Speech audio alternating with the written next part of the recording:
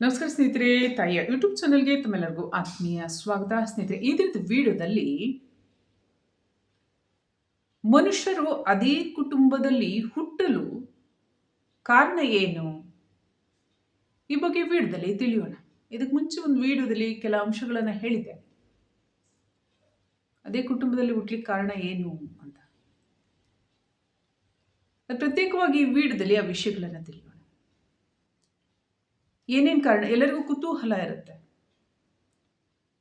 ನಮ್ಮ ಪುನರ್ಜನ್ಮ ಆಗಿದೆಯೇ ಅನ್ನೋ ವಿಷಯಕ್ಕೂ ಕೂಡ ತುಂಬ ಕುತೂಹಲ ಇರುತ್ತೆ. ನನ್ನ ಬಗ್ಗೆ ನಂದು ಯಾರಿಗೆ ಇಷ್ಟ ಇರೋದಿಲ್ಲ, ತಿಳಿಯಬೇಕಂತ ಇಷ್ಟ ಆಗುತ್ತೆ. ಅದೇ ನಾನು ಇದೇ ಮನೆಯಲ್ಲಿ ಹುಟ್ಟಿದ್ದೀನಿ, ಇದೇ ಜಾಗದಲ್ಲಿ ಹುಟ್ಟಿದ್ದೀನಿ, ಇದೇ ಕ್ಷೇತ್ರದಲ್ಲಿ ಹುಟ್ಟಿದ್ದೀನಿ, ಎದುರು ಮನೆಯಲ್ಲಿ ಹುಟ್ಟಿದ್ದೀನಿ, ಈ ಮನೆಯಲ್ಲಿ ಹುಟ್ಟಿದ್ದೀನಿ ಏನು ಅಂತ ಅವರಿಗೆ ಗೊತ್ತಾಗ್ಬಿಟ್ರೆ ಇನ್ನೂ ಕುತೂಹಲ ಹೆಚ್ಚಾಗಿರುತ್ತೆ. ಹಾಗಾಗಿ ವಿಡಿಯೋದ್ರ ವಿಷಯ ತಿಳಿಯೋಣ. ವಿಡಿಯೋ ಇಷ್ಟ ಲೈಕ್ ಮಾಡಿ, ಶೇರ್ ಮಾಡಿ, ಕಮೆಂಟ್ ಮಾಡಿ, ಚಾನಲ್ಗೆ ಸಬ್ಸ್ಕ್ರೈಬ್ ಆಗಿ ಅಂತ ಹೇಳ್ತಾ, ಯಂತ್ರ ಮಂತ್ರ ತಂತ್ರಕ್ಕೆ ಸಂಬಂಧಪಟ್ಟಂತೆ, ವಾಮಾಚಾರ ಸಮಸ್ಯೆಗೆ ಸಂಬಂಧಪಟ್ಟಂತೆ, ಧ್ಯಾನ ಯೋಗ ಮುದ್ರಾಭ್ಯಾಸ ಕುಂಡಿ ಶಕ್ತಿ ಜಾಗೃತಿಗೆ ಸಂಬಂಧಪಟ್ಟಂತೆ ಸಮಸ್ಯೆಗಳಿದ್ದಂಥ ಪಕ್ಷದಲ್ಲಿ 6364205078 ಈ ನಂಬರಿಗೆ ಕರೆ ಮಾಡಿ ಕನ್ಸಲ್ಟೇಷನ್ ತೊಗೊಂಡು ಮಾತನಾಡ್ಬೋದು.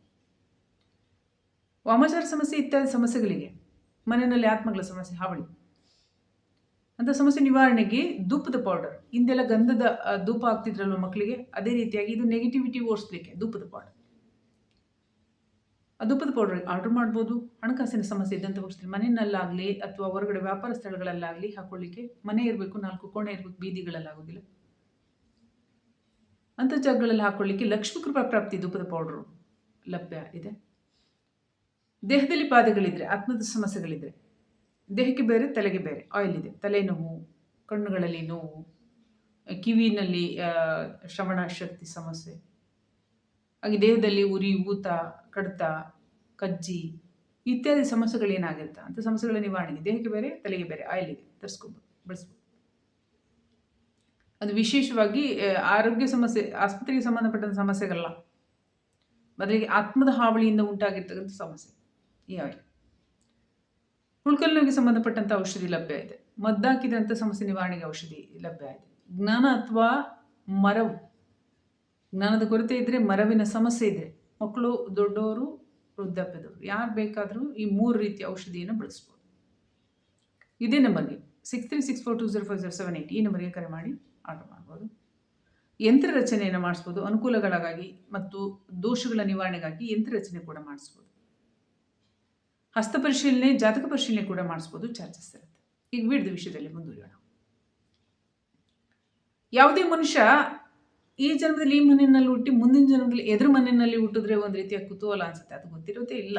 ವಿಶೇಷವಾಗಿ ಅದು ಗೊತ್ತಿದ್ರೆ ತುಂಬ ಕಷ್ಟ ಸಾಧ್ಯ ಆಗುತ್ತೆ. ಕರ್ಮಗಳ ಈ ಒಂದು ನಡೀತಕ್ಕಂಥದ್ದೇನಿದೆ, ಘಟನಾವಳಿಗಳೇನಿದೆ ಅದಕ್ಕೆಲ್ಲ ಬಾಧೆಗಳಾಗ್ಬಿಡುತ್ತೆ. ಅದರಿಂದಾಗಿ ಮನುಷ್ಯನಿಗೆ ಗೊತ್ತಾಗೋದಿಲ್ಲ. ಏಕೆಂದರೆ ಎದುರು ಮನೆಯಲ್ಲಿ ಇರ್ತಕ್ಕಂಥವ್ರು ಅವರ ಪೂರ್ವ ಜನ್ಮದ ತಂದೆ ತಾಯಿ ಆಗಿದ್ರೆ, ಬಂಧುಗಳಾಗಿದ್ರೆ, ಈಗ ಈ ಮನೆಯಲ್ಲಿ ಇರ್ತಕ್ಕಂತಹ ಮನುಷ್ಯ ಯಾರಿದ್ದಾರೆ ಅವರು ಶತ್ರುಗಳಾಗಿದ್ರೆ, ಶತ್ರುಗಳ ಮನೆಯಲ್ಲಿ ಹುಟ್ಟಿದ್ರೆ, ಅಂಥ ಸಂದರ್ಭದಲ್ಲಿ ತಂದೆ ತಾಯಿ ಜೊತೆನೇ ದ್ವೇಷ ಆಗ್ಬಿಡುತ್ತೆ. ಎದುರು ಮನೆಯಲ್ಲಿ ಇರ್ತಕ್ಕಂಥ ಶತ್ರುಗಳಾಗಿದ್ರೆ ಅವ್ರ ಮೇಲೆ ಪ್ರೀತಿ ಆಗ್ಬಿಡುತ್ತೆ. ಕರ್ಮಗಳಲ್ಲೆಲ್ಲ ವ್ಯತ್ಯಾಸ ಆಗ್ಬಿಡುತ್ತೆ. ಹಾಗಾಗಿ ಯಾರಿಗೂ ಗೊತ್ತಿಲ್ಲ ಹಿಂದಿನ ಜನ್ಮದಲ್ಲಿ ಏನಾಗಿದೆ ಅಂತ. ಯಾರು ಧ್ಯಾನ ಸಾಧನೆಗೆ ಹೋಗ್ತಾರೆ ಅಂಥ ಸಂದರ್ಭದಲ್ಲಿ ಆ ವಿಷಯಗಳು ಗೊತ್ತಾದರೂ ಏನು ಕೆಲಸಕ್ಕೆ ಬರೋದಿಲ್ಲ, ಪರಿಣಾಮ ಬೀರೋದೇ ಇಲ್ಲ. ಆ ವಿಷಯಗಳು ಯಾವುದೇ ಪ್ರಭಾವವನ್ನು ಬೀರೋದಿಲ್ಲ, ಪ್ರಭಾವಹೀನವಾಗಿತ್ತ. ಏಕೆಂದರೆ ಆಧ್ಯಾತ್ಮ ಅಂದರೆ ಭೌತಿಕ ಜೀವನದಿಂದ ಮೇಲ್ಸ್ತರಕ್ಕೆ ಹೋಗಿರ್ತಕ್ಕಂಥದ್ದು ಆಧ್ಯಾತ್ಮ ಜೀವನ. ಈ ಭೌತಿಕ ಜೀವನದಲ್ಲಿ ಇರೋದಿಲ್ಲ. ಹಾಗಾಗಿ ಅವುಗಳು ಪ್ರಭಾವವನ್ನು ಬೀರೋದಿಲ್ಲ. ಯಾರು ಭೂಮಿ ಮೇಲೆ ಭೌತಿಕ ಜೀವನಾಚರಣೆ ಮಾಡ್ತಾರೆ, ಆಹಾರ ಸೇವನೆ, ವಿದ್ಯಾಭ್ಯಾಸ, ವ್ಯವಹಾರ, ಮದುವೆ, ಮಕ್ಕಳು, ಕುಟುಂಬದ ಜವಾಬ್ದಾರಿ, ಆಸಕ್ತಿಗಳು, ವಿಷಯಗಳು, ಏನಾದರೂ ಗುರಿ ಸಾಧಿಸಬೇಕು ಅಂತಕ್ಕಂಥದ್ದು, ಇವೆಲ್ಲ ಭೌತಿಕ ಜೀವನ. ಇದರಲ್ಲಿರ್ತಾರೆ. ಅವ್ರಿಗೆ ಯಾರಿಗೂ ಸಾಮಾನ್ಯವಾಗಿ ಪುನರ್ಜನ್ಮದ ಗೊತ್ತಾಗೋದಿಲ್ಲ. ಆದರೆ ಆ ಸಮಯ, ಸಂದರ್ಭಕ್ಕೆ, ವಯಸ್ಸಿಗೆ ಅನುಗುಣವಾಗಿ ಕರ್ಮಗಳ ಸ್ಥಾನಪಲ್ಲಟ ಆಗ್ತಕ್ಕಂಥ ಸಂದರ್ಭದಲ್ಲಿ ಅವರಿಗೆ ಸ್ವಪ್ನಗಳು ಬೀಳ್ತಾ. ಯಾವಾಗ ಆ ಕಾರ್ಯಗಳು ಎದುರಿಗಿರ್ತಕ್ಕಂಥ ಮನುಷ್ಯನೊಂದಿಗೆ ಜರುಗಬೇಕು ಅನ್ನುವಾಗ, ಜೀವ ಈ ಸಮಯದಲ್ಲಿ ಇದೇ ಕಾರ್ಯ ಆಗೋದು ಎಂಬತಕ್ಕಂಥ ಸೂಚನೆ ಲಭ್ಯ ಆಗ್ತದೆ. ಏಕೆಂದರೆ ಯಾರಿಗೂ ಸುಮ್ಮನೆ ಮೋಸ ಮಾಡೋದು, ತೊಂದರೆ ಕೊಡೋದು, ಬಾಧೆ ಕೊಡೋದು ಇದೆಲ್ಲ ಮಾಡ್ಲಿಕ್ಕೆ ಆಗೋದಿಲ್ಲ. ಆ ರೀತಿಯಾಗಿ ಮಾಡಿದ್ರೆ ಲೆಕ್ಕಾಚಾರ ಇರುತ್ತೆ. ಈಗ ಲೆಕ್ಕಾಚಾರಕ್ಕೆ ಯಾವಾಗ ಬಂದಾಗ ಎಚ್ಚರಿಕೆಯನ್ನು ಕೊಡ್ತಕ್ಕಂಥದ್ದು. ಯುದ್ಧದಲ್ಲಿ ನೀವು ನೋಡಿದ್ರಿ ಕ್ಷತ್ರಿಯ ಕಾಲದಲ್ಲಿ ಅಲ್ವಾ, ಐತಿಹಾಸಿಕ ಸಂದರ್ಭದಲ್ಲಿ ಕ್ಷತ್ರಿಯ ಕಾಲದಲ್ಲಿ ಇದೋ ನಾನು ಬಂದೆ, ತಯಾರಾಗು, ಯುದ್ಧಕ್ಕೆ ಸನ್ನದ್ಧನಾಗು ಅಂತ ಎಚ್ಚರಿಕೆ ಕೊಟ್ಟು ಹೊಡಿತಾ ಇದ್ರು, ಮೋಸದಿಂದ ಹೊಡಿತಾ ಇರಲಿಲ್ಲ. ಹಾಗೆ ಕರ್ಮಫಲಗಳ ಕ್ಷೇತ್ರದಲ್ಲಿ ದೈವಿಕ ಕಾರ್ಯಗಳು ಹೀಗೆ ಸ್ವಪ್ನವನ್ನು ಕೊಟ್ಬಿಡ್ತಾರೆ. ಸ್ವಪ್ನದಲ್ಲಿ ಸೂಚನೆ ಲಭ್ಯ ಆಗ್ಬಿಡುತ್ತೆ. ಪುನರ್ಜನ್ಮದ್ದು ಎದುರಿಗಿರ್ತಕ್ಕಂಥ ಶತ್ರುಗಳ ರೂಪದಲ್ಲೋ ಮಿತ್ರಗಳ ರೂಪದಲ್ಲೋ ಆದರೆ ಶುಭ ಸ್ವಪ್ನಗಳು, ಬಾಧೆಗಳ ರೂಪದಲ್ಲಾದರೆ ದುಸ್ವಪ್ನಗಳು, ಈ ರೀತಿಯಾಗಿ ಸಂಕೇತಗಳು ಲಭ್ಯ ಆಗ್ತವೆ. ಯಾವ ಜೀವಕ್ಕೂ ಹಾಗೆ ಹೇಳ್ದೇನೆ ಏನೂ ಆಗೋದಿಲ್ಲ. ವಾಮಾಚಾರಗಳು ಕೂಡ ಅಷ್ಟೇ, ಅದರಲ್ಲೂ ಕಂಡೀಷನ್ಸ್ ಇದೆ, ಷರತ್ತುಗಳಿದೆ. ಅವರು ಏಕಾಏಕಿ ಬಂದು ದಾಳಿ ಮಾಡ್ಲಿಕ್ಕೆ ಆಗೋದಿಲ್ಲ. ಬದಲೇ ಅವರು ಕೂಡ ಸೂಚನೆ ಕೊಡಬೇಕು. ಅದಕ್ಕೆ ಮನೆಯಲ್ಲಿ ಕಿಟಕಿ ಬಾಗಿಲು ತಟ್ಟಾಗೋದು, ಬಾಗಿಲು ತಟ್ಟಾಗೋದು, ಅಥವಾ ಏನಾದರೂ ಒಂದು ಕರಿತಕ್ಕಂಥ ಶಬ್ದ ಬರ್ತಕ್ಕಂಥದ್ದು ಇದೆಲ್ಲಿದೆ. ಅರ್ಧರಾತ್ರಿನಲ್ಲಿ ಘಟನೆಗಳು, ಯಾವಾಗಲೂ ಅಮಾವಾಸ್ಯೆ ಹುಣ್ಣಿಮೆ ಟೈಮ್ಗಳಲ್ಲಿ ಘಟನೆಗಳು, ವಿಶೇಷ ಸಂದರ್ಭಗಳಲ್ಲಿ ಘಟನೆಗಳು ಇದೆಲ್ಲ ಜರುಗ್ತಾವಲ್ಲ. ಅದಕ್ಕೆ ಯಾರು ಏನು ಮಾತಾಡಬೇಡಿ ಆ ಸಂದರ್ಭದಲ್ಲಿ ಅಂತ. ಏಕೆಂದರೆ ಉತ್ತರ ಕೊಟ್ಟರೆ ನೀವು ಸಿಕ್ಕಾಕೊಂಡ್ರಿ ಅಂತ, ಏನಾದರೂ ಯಾರದು ಅಂತ ಕರೆದ್ರು, ಓ ಸಂಭಾಷಣೆಗೆ ತತ್ಪರರಾದರು ಅಂತ. ಕೆಲವರು ಎದುರವರಿಲ್ಲ, ಮಟ್ಟ ಹಾಕೋರು ಕರೀತಾರೆ, ಯಾರದು ಏನು ಎಂತು ಅದಕ್ಕೇನು ಉತ್ತರ ಕೊಡಬೇಕು ಕೊಟ್ಟು ಕಳಿಸ್ತಾರೆ. ಆದರೆ ಯಾರಿಗೆ ಗೊತ್ತಿರೋದಿಲ್ಲ, ಅವ್ರು ಸಿಗಾಕೊಡ್ತಾರೆ. ಇಲ್ಲಿ ಸೂಚನೆಗಳೇ ಲಭ್ಯವೇ ಆಗ್ತವೆ. ಈ ಒಂದು ವಿಷಯವನ್ನು ನಾವು ಗಮನದಲ್ಲಿಟ್ಕೊಂಡು ಪುನರ್ಜನ್ಮಕ್ಕೆ ಸಂಬಂಧಪಟ್ಟಂತೆ ಅದೇ ಮನೆಯಲ್ಲಿ ಹುಟ್ಟಲಿಕ್ಕೆ ಹಲವಾರು ಕಾರಣಗಳಿರ್ತಾವೆ. ಒಂದು ಅನುಕೂಲ, ಮತ್ತೊಂದು ಅನಾನುಕೂಲ, ಎರಡು. ಅನುಕೂಲದಲ್ಲೇನು ಬೇರೆಯವರಿಗೆ ಸಹಾಯ ಮಾಡಿರ್ಬೋದು, ಅದೇನು ಶುಭಕರ್ಮ, ಪುಣ್ಯ. ಆ ಪುಣ್ಯದ ಕ್ಷಯಕ್ಕಾಗಿ ಆ ಜೀವ ಸುಖ ಪಡಲು ಕೂಡ ಹುಟ್ಟಬೇಕು. ಈಗ ಒಂದು ಮನೆಯಲ್ಲಿ ಹುಟ್ಟಿರುತ್ತೆ, ಎದುರು ಮನೆಗಳಿಗೆ ಅಥವಾ ಎದುರಿಗಿರ್ತಕ್ಕಂಥ ಜನರಿಗೆ ಸಹಾಯವನ್ನು ಮಾಡಿರುತ್ತೆ, ಅದು ಪುಣ್ಯ. ನಾನು ಈಗಾಗಲೇ ಸಾಕಷ್ಟು ಧ್ಯಾನದ ವಿಡಿಯೋದಲ್ಲಿ ಹೇಳಿದ್ದೇನೆ, ನೀವು ಇಲ್ಲಿಂದ ಮುಕ್ತಿ ಪಡಿಬೇಕು, ಇಲ್ಲಿಂದ ಕಳ್ಸ್ಕೊಂಡು ಹೋಗ್ಬೇಕು, ಸಾಮಾನ್ಯ ಪದ. ಅಂದರೆ ಕರ್ಮಾತೀತ, ಗುಣಾತೀತ, ಭಾವಾತೀತವಾಗಬೇಕು. ಒಳ್ಳೇದನ್ನು ಮಾಡಿದ್ರೂ ಅದ್ರ ಫಲ ಸ್ವೀಕರಿಸಬಾರ್ದು, ಪುಣ್ಯ ಅಂತ. ಏಕೆಂದರೆ ಪುಣ್ಯನ ಮತ್ತೆ ಪುನರ್ ಪಡೆಯಲು, ಮರಳಿ ಪಡೆಯಲು ನೀವು ಮುಟ್ಬೇಕು. ಒಳ್ಳೇದು ಮಾಡಿದ್ರೂ ಹುಟ್ಟಬೇಕು.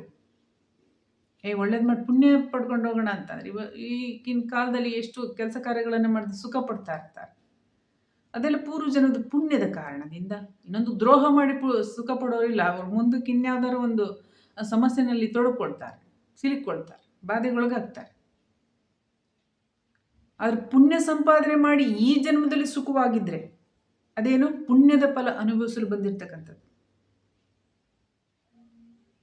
ಹಾಗೆ ಒಂದು ಕುಟುಂಬದಲ್ಲಿ ಇದ್ದು ಎದುರಿಗಿರ್ತಕ್ಕಂಥವರಿಗೆ ಸಹಾಯವನ್ನ ಮಾಡಿದ್ರೆ, ಅಥವಾ ಅನ್ನದಾನ, ವಸ್ತ್ರದಾನ, ಗೋವಿನ ದಾನ, ನೆಲದ ದಾನ, ಅಂದರೆ ಜಮೀನನ್ನು ಜಾಗವನ್ನು ಕೊಡ್ತಕ್ಕಂಥದ್ದು. ಇಷ್ಟು ಜಾಗ ಇತ್ತು, ಕಟ್ಕೊ, ಮನೆ ಕಟ್ಕೊ, ಹಿಂದೆಲ್ಲ ಕೊಡೋರು ಅಂತ ಪುಣ್ಯಾತ್ಮರಿದ್ದು. ಆಗ ಮಳೆ ಬೆಳೆ ಎಲ್ಲ ಚೆನ್ನಾಗಿತ್ತು. ಈ ಪುಣ್ಯಾತ್ಮರಿಗಿಂತ ಪಾಪಾತ್ಮಗಳೇ ಜಾಸ್ತಿ ಇದ್ದ, ದೇಹವನ್ನು ಹೊಂದಿ. ಆ ರೀತಿಯಾಗಿ ಸಹಾಯವನ್ನು ಮಾಡಿದರೆ ಒಬ್ಬರ ಆಹಾರವನ್ನು ಕೀಳ್ತಕ್ಕಂಥದ್ದಿಲ್ಲ, ಮನೆ ಕೀಳ್ತಕ್ಕಂಥ, ವಸ್ತ್ರಗಳನ್ನು ಕೀಳ್ತಕ್ಕಂಥದ್ದು, ಸಂಬಂಧವನ್ನು ಹಾಳು ಮಾಡ್ತಕ್ಕಂಥದ್ದಿಲ್ಲ. ಜೀವಗಳನ್ನು, ಪ್ರಾಣಿ ಪಕ್ಷಿ ಜೀವ ಜಂತು ಯಾವುದೇ ಆಗಲಿ, ಆಗ ಅವುಗಳನ್ನು ಶೋಷಣೆ ಮಾಡ್ತಕ್ಕಂಥದ್ದಿಲ್ಲ, ಪ್ರಕೃತಿಯನ್ನು ಶೋಷಣೆ ಮಾಡ್ತಕ್ಕಂಥದ್ದಿಲ್ಲದಿದ್ದರೂ ಕೂಡ ಅದೊಂದು ಪುಣ್ಯವೇ. ಆ ಪುಣ್ಯಕ್ಕಾಗಿ ಒಂದು ರೀತಿಯಾಗಿ ರಾಜನಂತೆ ಸೇವೆಯನ್ನು ಪಡಿತಕ್ಕಂಥ ಯೋಗವನ್ನು ತಂದುಬಿಡ್ತಾರೆ. ಯಾರಿಗೆ ನಿಮ್ಮ ಸಂಬಂಧ ಇಲ್ಲದೇನೆ ಸಹಾಯವನ್ನು ಮಾಡಿರ್ತೀರಾ, ದಾನ ಧರ್ಮವನ್ನು ಮಾಡಿರ್ತೀರಾ, ಆ ಪುಣ್ಯದ ಕಾರಣದಿಂದ ನೀವು ಎದುರು ಮನೆಗೆ ಮಾಡಿದ್ರು ಕೂಡ ಅವ್ರು ನಿಮ್ಮಿಂದ ಪಡ್ಕೊಬಿಟ್ರು ಅನುಕೂಲನ, ಋಣ. ಅದಕ್ಕೆ ಹಿಂದೆ ತಿಳಿದಿರ್ತಕ್ಕಂಥವ್ರು ಯಾರು ಕೂಡ ದಾನ ತಗೊಳ್ತಾ ಇರಲಿಲ್ಲ. ಅದನ್ನ ಯಾರು ತಗೊಳ್ತಾ ಇದ್ರು? ಬ್ರಾಹ್ಮಣರು ತಗೊಳ್ತಾರೆ. ಐನಾರು ಅಂತೀವಿ ನಾವು, ಅವ್ರು ತಗೋತಾರೆ. ಯಾಕೆ? ಶಾಸ್ತ್ರವನ್ನ ಬಲ್ಲವರು. ಶಾಸ್ತ್ರದ ಕಾರಣದಿಂದ ಶಾಸ್ತ್ರವನ್ನ ಶಸ್ತ್ರವನ್ನಾಗಿಸಿ ಯಾರಿಂದ ದಾನವನ್ನ ಪಡೆದಿರ್ತಾರೆ ಅವರ ಪಾಪಕರ್ಮಗಳನ್ನು ಸುಡ್ತಕ್ಕಂಥದ್ದು ಮಂತ್ರ ಜಪದಿಂದ, ಭಗವಂತನ ಸ್ಮರಣೆಯಿಂದ ಮಾಡಿ ಆ ಪಾಪಕರ್ಮವನ್ನು ಜೀರ್ಣಿಸ್ಕೊಳ್ತಾರೆ. ಅದರಿಂದಾಗಿ ಬ್ರಾಹ್ಮಣರು ಮತ್ತು ಐನರು ದೈವಿಕ ಕಾರ್ಯಗಳನ್ನು ಮಾಡ್ತಕ್ಕಂಥವರು ಸೂಕ್ತ ದಾನ ಧರ್ಮವನ್ನು ಪಡೆಯರು. ಅನ್ಯಥ ಬೇರೆಯವ್ರು ತೆಗೆದುಕೊಳ್ತಿರಲಿ. ದಾನ ಕೊಡೋದು ಯಾರಿಗೆ ಪುಣ್ಯ? ಕರ್ಣಶ್ರೇಷ್ಠ, ಸೂರ್ಯಪುತ್ರ. ಇದ್ದಿದ್ದೆಲ್ಲ ಜೀವನದಲ್ಲೆಲ್ಲ ದಾನ ಮಾಡಿದ್ದೆ. ದಾನ ಪಡ್ಕೊಂಡವ್ರ ಅನುಕೂಲ ಅಲ್ಲ. ದಾನಕರ್ತ, ದಾನವನ್ನು ಮಾಡದಂತ ಕರ್ಣ ಪುಣ್ಯವನ್ನು ಪಡೆದಿದ್ದು. ಹಾಗಾಗಿ ದಾನವನ್ನು ಯಾರು ಮಾಡ್ತಾರೆ ಅವ್ರು ಪುಣ್ಯ ಮಾಡಿದ್ದಾರೆ ಅಂತ. ಆ ಪುಣ್ಯವನ್ನು ಪಡೆಯಲು ನೀವು ಎದುರು ಮನೆಯವ್ರಿಗೆ ಏನು ಅನುಕೂಲ ಮಾಡಿರ್ತೀರಲ್ವಾ, ಅವ್ರು ನಿಮ್ಮ ಸೇವೆ ಮಾಡೋದಕ್ಕೆ ಹುಟ್ಟುತ್ತಾರೆ. ಆಗ ನೀವು ಅವ್ರ ಮನೆಯಲ್ಲಿ ಕರ್ಮ ಬಂಧನಗಳು ಸೇರ್ಕೊಂಡಿರುತ್ತಲ್ಲ, ಆಗ ಅವ್ರ ಮನೆಯಲ್ಲಿ ಹುಟ್ಟುತ್ತೀರಾ. ಹೀಗೆ ತನ್ನ ಕುಟುಂಬದಲ್ಲೇ ತಾನು ಹುಟ್ಟಬೇಕು ಅಂದರೆ ಅಲ್ಲಿ ಒಂದು ಪಿತೃಗಳಾಗಿ, ಅಂದರೆ ಆ ಮನೆಯ ಯಜಮಾನನಾಗಿ, ಕರ್ತೃ, ಪಿತೃ, ಆ ಮನೆಯ ಕರ್ತನಾಗಿ ಯಾರು ಕೆಲಸವನ್ನು ಮಾಡಿರ್ತಾರೆ, ಎಲ್ಲರ ಪಾಲನೆ ಪೋಷಣೆ, ಅಂತಹ ಸಂದರ್ಭದಲ್ಲಿ ಅನ್ಯ ಜೀವಗಳು ಯಾವುದೇ ಸಂಬಂಧ ಇರಲಿ, ಪತ್ನಿ ಇರಲಿ, ಮಕ್ಕಳಿರಲಿ, ಬೇರೆಯವರಿರಲಿ, ಅದು ಋಣ ಬಾಧೆ, ಋಣಭಾರ. ಅದು ಕರ್ತವ್ಯ ಅಲ್ವೇ? ಕರ್ತವ್ಯನೂ ಹೌದು, ಋಣಭಾರನೂ ಹೌದು. ಪೂರ್ವ ಜನ್ಮದಲ್ಲಿ ಪತ್ನಿಯಾಗಿದ್ದವಳು ಮತ್ತೊಂದು ಜನ್ಮದಲ್ಲಿ ಪತಿ ಆಗ್ತಾಳೆ, ಪತಿಯಾಗಿದ್ದವಳು ಪತ್ನಿ ಆಗ್ತಾಳೆ. ಇದೆಲ್ಲ ಹಿಂಗೆ ಲೆಕ್ಕಾಚಾರ. ಅದಕ್ಕೆ ಏನು ಮಾಡ್ತಾರೆ, ನೀವು ಶಾಸ್ತ್ರೋಕ್ತ ಅಥವಾ ನಮ್ಮ ಪೂರ್ವಜ ಆಚರಣೆಗಳನ್ನು ನೀವು ಗಮನಿಸಿದ್ರೆ ಅವ್ರ ಕುಟುಂಬಕ್ಕೆ ಏನು ಕರ್ತವ್ಯಗಳನ್ನು ಮಾಡಬೇಕು ಅದನ್ನು ಮಾಡಿಬಿಟ್ಟು ಹೆಂಡ್ತಿ ಇದ್ರೂ ಮಕ್ಕಳಿದ್ರೂ ಬಿಟ್ಟೋಡೋಗ್ತಾ ಇದ್ರು. ಪರ್ಮಿಷನ್ ತಗೋಬೇಕಾಗಿತ್ತು. ಏಕೆಂದರೆ ಆಧ್ಯಾತ್ಮಿಕ ಪ್ರಗತಿಗೆ. ಯಾವ ಕಾರಣಕ್ಕೆ? ಇಲ್ಲೇ ಇದ್ರೆ ನಾನು ಬಂಧನದಲ್ಲಿ, ಒಂದು ಪುಣ್ಯಕ್ಕಾದರೂ ಸರಿ ಒಂದು ಪಾಪಕ್ಕಾದರೂ ಸರಿ, ಪುನರಪಿ ಜನನಂ ಪುನರಪಿ ಮರಣಂಗೆ ಒಳಪಟ್ಟು ನಾನು ಅದನ್ನು ಅನುಭವಿಸ್ಲಿಕ್ಕೆ ಇಲ್ಲೇ ಬಂಧಿತನಾಗಬೇಕಾಗತ್ತೆ ಅಂತ. ಹಾಗಾಗಿ ಆಯಾ ಕುಟುಂಬದಲ್ಲಿ ಕರ್ತನಾಗಿ ಕಾರ್ಯವನ್ನು ಮಾಡಿರೋದು ಪುಣ್ಯ ಕಾರ್ಯವೇ. ಯಾರಿಗೆ ಸೇವೆ ಮಾಡ್ತಕ್ಕಂಥ ಏನು ವಿಧಾನ ಏನಿಲ್ಲ, ಎಲ್ಲ ಆಚರಣೆಗೆ ಬಂದಿರೋರು. ನಮ್ಮ ಜೀವನ ಹೇಗಿರುತ್ತೆ ನೋಡೋಣ ಅಂತ. ಹಾಗಾಗಿ ಒಬ್ಬರಿಂದ ಏನಾದರೂ ಒಂದು ಸೇವೆಯನ್ನು ಪಡೆದ್ರೆ, ನಾವು ಅನ್ನದಾನ ಎಲ್ಲಿಂದ? ಭೂಮಿಯಿಂದ ಲಭ್ಯ ಆಗುತ್ತೆ. ಅದಕ್ಕೆ ನಾವೇನು ಭೂಮಿಗೆ ಋಣವಾಗಿರ್ತೇವೆ, ಪಶು ಪಕ್ಷಿಗಳಿಗೆ ಋಣವಾಗಿರ್ತೇವೆ. ಅವು ಕೂಡ ಕೀಟಗಳಿದ್ರೆ ತಿಂತಾವೆ, ಆ ಒಂದು ಆಹಾರವನ್ನು ರಕ್ಷಣೆ ಮಾಡ್ತಾವೆ ನಾವು ಬೆಳೀತಕ್ಕಂಥದ್ದನ್ನು. ಹೀಗೆ ಪ್ರತಿಯೊಬ್ಬರಿಗೂ ಋಣವಾಗಿರ್ತವೆ. ಅದರಿಂದಾಗಿ ಮಣ್ಣಿನ ಋಣ, ಹೆಣ್ಣಿನ ಋಣ, ಗುರುವಿನ ಋಣ, ಮಾತಾಪಿತೃಗಳ ಋಣ, ಈ ಋಣವನ್ನೆಲ್ಲ ತೀರಿಸ್ಬೇಕು ಅಂತ.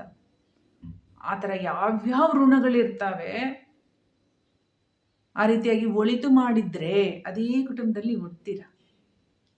ಕೆಟ್ಟದ್ದು ಮಾಡಿದ್ರೆ ಏನು ನಿಮ್ಮ ಮನೆಯವ್ರು ಕೆಟ್ಟದ್ದು ಮಾಡಿದ್ರೆ, ಈಗ ಎಲ್ಲ ಕಡೆ ನೀವು ನೋಡಿ ಮನೆಯವ್ರಿಗೆ ಕೆಟ್ಟದನ್ನು ಮಾಡ್ತಕ್ಕಂಥವ್ರು ಸ್ವಲ್ಪ ಕಡಿಮೆ ಪ್ರಮಾಣ, ಹೊರಗಡೆಯವ್ರಿಗೆ ಕೆಟ್ಟದ್ದು ಮಾಡೋದು ಜಾಸ್ತಿ. ಅದರಿಂದಾಗಿ ಹೊರಗಡೆಯವ್ರಿಗೆ ಯಾರಿಗೆ ತೊಂದರೆ ಕೊಟ್ಟಿರ್ತಾರೆ, ಬಾಧೆ ಕೊಟ್ಟಿರ್ತಾರೆ, ಅವ್ರು ಬೇರೆ ಕಡೆ ಜನ್ಮ ಪಡಿತಾರೆ ಅವ್ರವ್ರ ಲೆಕ್ಕಾಚಾರಕ್ಕನುಸಾರವಾಗಿ. ಯಾರು ಒಳಿತು ಮಾಡಿರ್ತಾರೆ ಅವ್ರು ಹೆಚ್ಚು ಆ ಕುಟುಂಬದಲ್ಲಿ ಜನಿಸ್ತಕ್ಕಂಥದ್ದು. ಒಂದು ಕೂತ್ಕೊಂಡು ತಿಂತಾರೆ, ಏನು ಕೆಲಸ ಮಾಡೋದಿಲ್ಲ, ಅನುಕೂಲವನ್ನು ಪಡಿತಾರೆ. ಯಾಕೆ? ಪೂರ್ವ ಜನ್ಮದಲ್ಲಿ ಮಾಡಿರ್ತಾರಲ್ಲ, ಅದ್ರ ಸೇವೆನ ಅವ್ರು ಮಾಡ್ಬೋದು. ಈ ರೀತಿ ಒಂದು ಪುಣ್ಯ ಕೃತ್ಯಗಳ ಕಾರಣದಿಂದ, ಕೃತ್ಯ ಅನ್ನೋದಕ್ಕಿಂತ ಆಚರಣೆಗಳ ಕಾರಣದಿಂದ ಆ ಮನೆಗಳನ್ನೇ ಹುಡ್ತಾರೆ. ಅಥವಾ ಜವಾಬ್ದಾರಿ ಆ ಜೀವಕ್ಕೆ ತನ್ನ ಆಯ್ಕೆಯಂತೆ ತಾನು ಜನಿಸಿದ್ರೆ ಅಲ್ಲಿ ಆ ಕುಟುಂಬದ ಏಳಿಗೆಗೆ, ಕಲ್ಯಾಣಕ್ಕೆ, ಕಷ್ಟಗಳಿದ್ರೆ ಅದರ ಬಾಧೆಯ ನಿವಾರಣೆಗೆ ಅದೇ ಕುಟುಂಬದಲ್ಲಿ ಜನಿಸ್ತಾರೆ. ಮುಂದಿನ ವಿಡಿಯೋದಲ್ಲಿ ಭೇಟಿಯಾಗೋಣ.